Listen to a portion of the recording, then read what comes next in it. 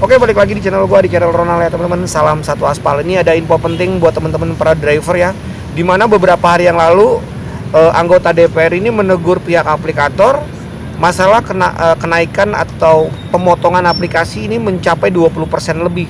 Sementara DPR itu meminta 15% dan kita para driver itu meminta 10%. Tapi faktanya di lapangan aplikator ini masih memotong biaya aplikasi mencapai 20% lebih ya. Jadi untuk tahu lebih jelas infonya seperti ini kawan-kawan. Dewan Perwakilan Rakyat DPR RI meminta Grab dan Gojek untuk mematuhi aturan pemerintah dengan menurunkan biaya bagi hasil aplikasi sebesar 20% menjadi 15%. Aturan tersebut berdasarkan keputusan Menteri Perhubungan RI nomor KP 667 tahun 2022 tentang pedoman perhitungan biaya jasa penggunaan sepeda motor yang digunakan untuk kepentingan masyarakat yang dilakukan dengan aplikasi.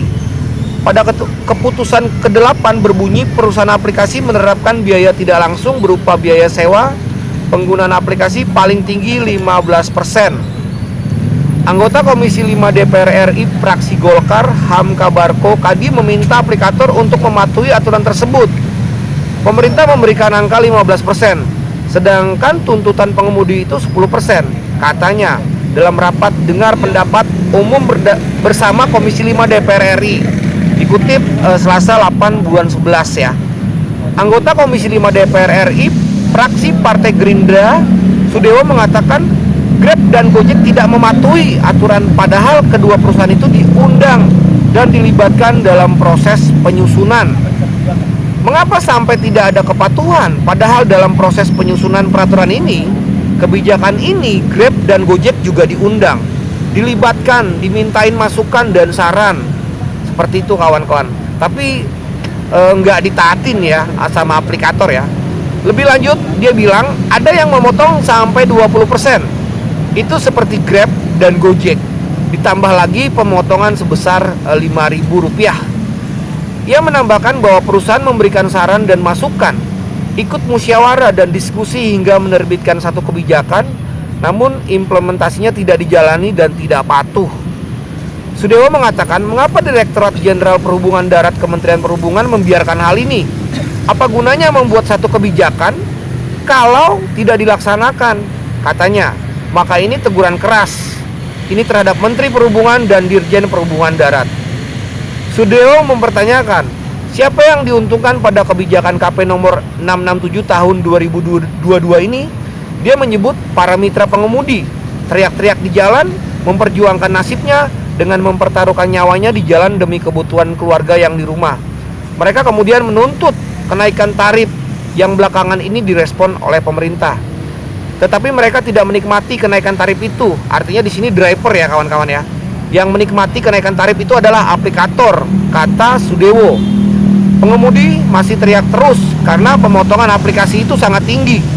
Sehingga dia menilai pentingnya audit yang betul-betul independen, profesional, transparan, dan akuntabilitasnya tinggi. Dia menyatakan bahwa DPR akan mendengarkan suara dari berbagai kalangan masyarakat.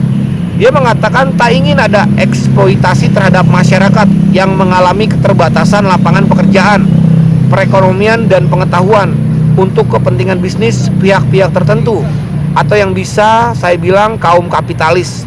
Rakyat kami harus dilindungi. Jadi potongan aplikasi memang masih sangat tinggi ya kawan-kawan. Di Gojek sendiri memang masih gue rasain, dan beberapa customer sering bercerita dengan gue sebagai driver Gojek, kok mahal ya sekarang ya Pak. Tapi gue jelasin ke customer ini, yang ibu bayar segitu itu nggak semua masuk ke driver. Jadi ada biaya-biaya yang memang kita nggak tahu yang Gojek berikan kepada customer. Tapi faktanya di lapangan memang pemotongan aplikasi ini masih hampir 20% lebih ya.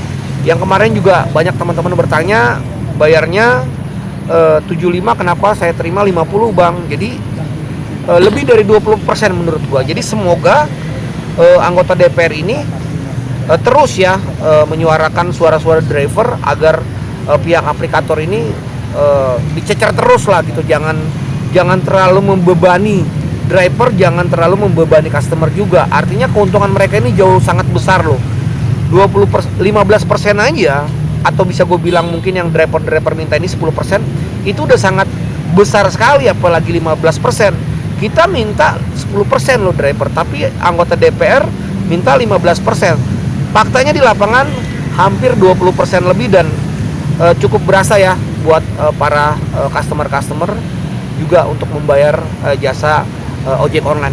Itu aja mungkin video gue kali ini. Tetap semangat, salam satu aspal.